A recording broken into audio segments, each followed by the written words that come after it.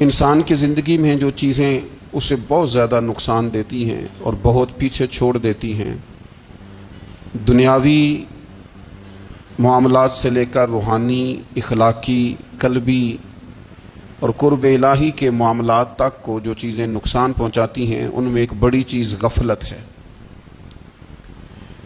ایک لفظ ہوتا ہے جو ہمیں اکثر سننے کو ملتا ہے کہ آپ کی توجہ نہیں ہے۔ یہ ڈھیر سارے لوگوں کا مطالبہ ہوتا ہے، اہل خانہ بھی مطالبہ کرتے ہیں، کئی موقع پر والدین بھی مطالبہ کرتے ہیں، غرباء بھی مطالبہ کرتے ہیں کہ امیروں کی ہماری طرف توجہ نہیں ہے۔ اور یہ بڑی لازمی سی بات ہے کہ کسی چیز پر جب توجہ رہتی ہے تو وہ چیز بہتر ہو جاتی ہے، اور جب عدم توجہی کا لوگ مظاہرہ کرتے ہیں تو وہ معاملہ خراب ہو جاتا ہے۔ یہ جو عدم توجہ ہے اسی کو غفلت کہتے ہیں، اور جب انسان کے مزاج پر غفلت طاری ہوتی ہے اور غفلت اس پر پوری طرح غلبہ کر لیتی ہے تو پھر اس کی زرخیز زمین کو وہ بنجر کرتی ہے۔ غفلت انسانی دل کے لیے بڑی نقصان دہ چیز ہے اور انتہائی تکلیف اور ضرر کا باعث ہے۔ دلوں پر جو قحط نازل ہوتا ہے، قحط، ویران ہو جاتے ہیں دل، اور جو دلوں پر خشکی نازل ہوتی ہے کہ طبیعتیں خشک ہو جاتی ہیں، یہ غفلت کی وجہ سے ہوتی ہے۔ جو لوگ غافل ہو جاتے ہیں نا، اپنے معاملات کا دھیان نہیں رکھتے، دیکھیں نا، آپ کو کھانا کھاتے بھی غافل نہیں ہونا چاہیے۔ اگر کھانا بھی غیر معتدل کھا لیا جائے تو وہ انسان کی طبیعت کے لیے باعث ضرر بن جاتا ہے، نقصان کا باعث بنتا ہے۔ بات کرتے ہوئے بھی غافل نہیں ہونا چاہیے، کئی دفعہ جملے ایسے نکل جاتے ہیں جو انسان کے لیے پھر شرمندگی کا باعث بنتے ہیں۔ انسان کو غافل ہو کر کوئی کام نہیں کرنا چاہیے، غافل ہو کر، مدہوش اور بے ہوش ہو کر نہیں۔ غفلت دل کو ویران کرتی ہے، طبیعت میں خشکی لاتی ہے۔ غافل کبھی نہ بنے۔ قرآن مجید فرقان حمید نے ارشاد فرمایا کہ اقترب للناس حسابہم، فرمایا لوگوں کے حساب کا وقت قریب آ گیا۔ وَهُمْ فِي غَفْلَةٍ مُعْرِضُونَ، اور وہ ابھی بھی غفلت میں منہ پھیرے ہوئے ہیں۔ ٹائم آ گیا حساب دینے کا، لیکن وہ ابھی بھی غافل ہیں۔ ہمارے جو زیادہ تر نقصان زندگی میں ہوئے ہیں وہ صرف ہماری غفلت کی وجہ سے ہوئے۔ ہم نے چیزوں پر توجہ نہیں دی، چیزیں گڑبڑ ہو گئیں۔ جس آدمی نے پھول لگائے ہوں، پھل لگائے ہوں، کھیتی لگائی ہو، وہ دانہ ڈال کے پانی دے کے فارغ نہیں ہو سکتا، اسے توجہ کرنی پڑتی ہے۔ اور کسی نے کہا تھا مالی جیندے ہون تو پھر بوٹے سوکھدے نہیں۔ اگر موجود ہونا ان کو سینچنے والا، رکھوالی کرنے والا، تو پھر ان کی جڑیں کبھی خشک نہیں ہوا کرتی۔ ہماری جو غفلتیں ہیں یہ بڑی ضرر کا باعث ہیں، نقصان کا باعث، اور مجبوری معاف ہوتی ہے، غفلت معاف نہیں ہوتی۔ اسکول میں پڑھتے تھے، مدرسے میں پڑھتے تھے،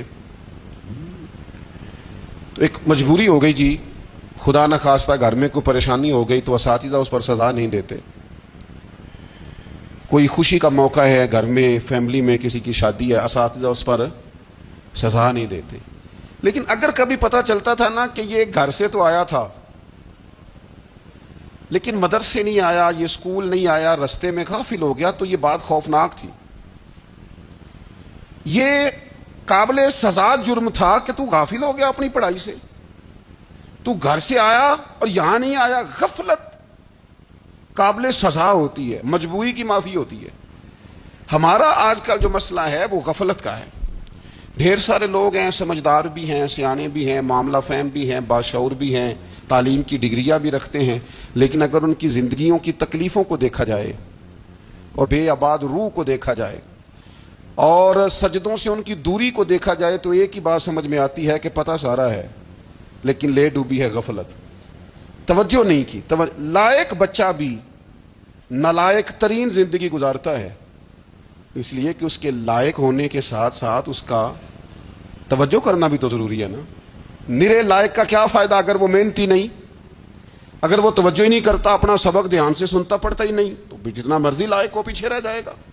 اور کئی نالائق ہوتے ہیں، رٹا لگا کے پاس ہوتے ہیں، پر چلو رٹا تو لگاتے ہیں نا، محنت تو کرتے ہیں نا، جد و جہد تو کرتے ہیں۔ کئی نالائق جد و جہد کے باعث آگے گزر جاتے ہیں اور کوئی اسی چکر میں رہ جاتے ہیں، میں بڑا لائق ہوں، کل پڑھ لوں گا، پرسوں پڑھ لوں گا، ہفتہ تیاری کر کے پاس ہو جاؤں گا۔ اپنی زندگی سے غفلت کا پردہ اٹھائیں. اور غفلت